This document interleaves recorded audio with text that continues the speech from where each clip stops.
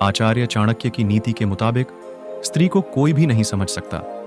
भारत में औरतों को देवी का दर्जा दिया गया है, लेकिन यहां पर देवी के साथ समाज द्वारा समय समय पर बुरा बर्ताव होता रहता है। प्रकृति ने महिला के अंदर कोमलता, सौम्यता और ममता का गुण भरपूर मात्रा में दिया है।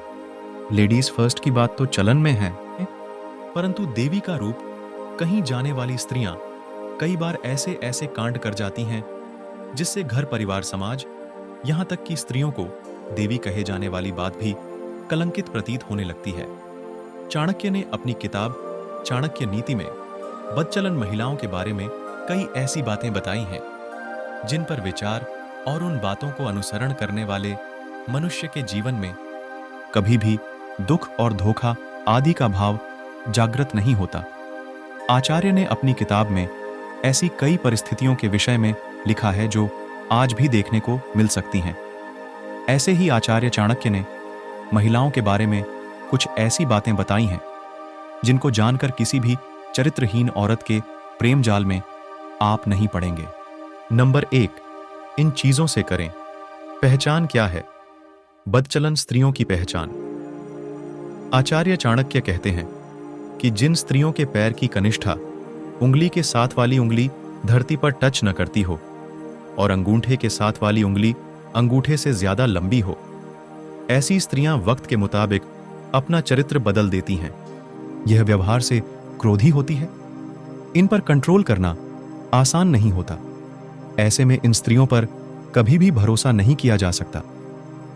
जिन स्त्रियों के पांव का पिछला भाग अत्यंत मोटा हो, ऐसी औरतें घर के लिए बेहद अशुभ मानी गई हैं। इनका पेट घड्डी की तरह हो, ऐसी स्त्रियां जीवन भर दरिद्रता का सामना करती हैं। जिन महिलाओं का पेट अधिक लंबा और गद्देदार हो, वह खराब किस्मत की निशानी है। नंबर 2, ये स्त्रियां मानी जाती हैं पति के लिए अशुभ। जिन महिलाओं के कानों में ज्यादा मात्रा में बाल होते हैं, उनका आकार एक सा नहीं होता, ऐसी महिलाएं घर में दुख की वजह बनती है।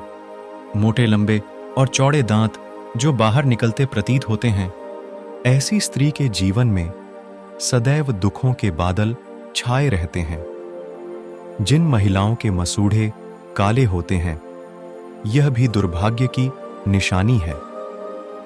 जिन महिलाओं का ललाट ज्यादा लंबा हो, वह स्त्री अपने देवर के लिए अशुभ है। जिन महिलाओं का पेट लंबा होता है, वह अपने ससुर के लिए, तथा जिन महिलाओं की कमर के नीचे का भाग भारी हो, वह अपने पति के लिए अशुभ बताई गई हैं। जिन स्त्रियों के होंठ के ऊपरी भाग में बाल हो, कद लंबा हो, ऐसी औरतें अपने पति के लिए अशुभ बताई गई हैं। नंबर 3, आचरण, व्यवहार और चिन्हों को देखकर पता लगाया जा सकता है। जिन स्त्रियों का मसूदा काला होता है, वह उनके दुर्भाग्य का प्रतीक है।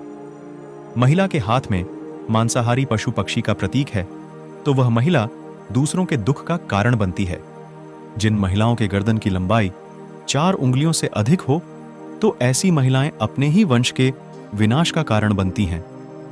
यह सभी गुण हर महिलाओं में देखी जाती है, लेकिन कहते हैं ना, हाथों की 5 उंगलियां बराबर नहीं होती।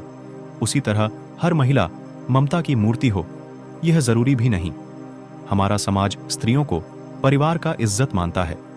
महिला को यह जिम्मेदारी भी दिया जाता है कि परिवार इज्जत पर क्षति ना आए। यह सभी गुण सभी स्त्रियों में देखे जाते हैं, लेकिन कहते हैं स्त्रियां अपने घर की इज्जत को बचाने का हर संभव प्रयास करती हैं। अपनी नैतिक और सामाजिक आचरण को पवित्र रखती हैं। चाणक्य ने बताया है कि स्त्री जाति एक बहुत ही पूजनीय जाति होती है, पर कुछ स्त्रियां ऐसी होती हैं जो अपने कुचरित्र और बदचलन चरित्र के कारण से वह अपने से जुड़े लोगों के जीवन पर बुरा प्रभाव डालती हैं।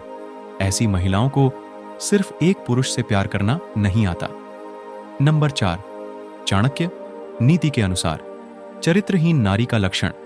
ये स्त्रियां दिल और जुबान का सामंजस्य नहीं बना पाती। इनके मन में कुछ और चल रहा होता है और इनकी जुबान पर कुछ और चल रहा होता है। बदचलन महिलाओं को एक से ज्यादा मर्दों से संबंध बनाने में लज्जा नहीं आती। ऐसी महिलाओं के बहुत सारे पुरुष मित्र होते हैं। और ये शातिर तरीके से सभी को अपने प्रेम के माया जाल में फंसा कर रखती हैं। इन स्त्रियों के दिल में कोई और व्यक्ति होता है और संबंध ये किसी और पुरुष के साथ बना रही होती हैं। ऐसी औरतें प्यार किसी और से और इजहार किसी और से करती है। ऐसी स्त्रियों को हमेशा लोगों को लुभाते देखा जा सकता है। ऐसी महिलाएं पूरा प्रयास करती हैं कि लोग उसे देखें। इसके लिए वो किसी भी हद तक जा सकती हैं। बदचलन महिलाएं किसी एक पुरुष की नहीं होती हैं। उनका प्रेमी, उनका साथी उनकी आवश्यकता के मुताबिक बदलता रहता है। हमारी आचार्य चाणक्य की नीति कैसी लगी? अच्छी लगी हो तो सब्सक्राइब करके जरूर जाना।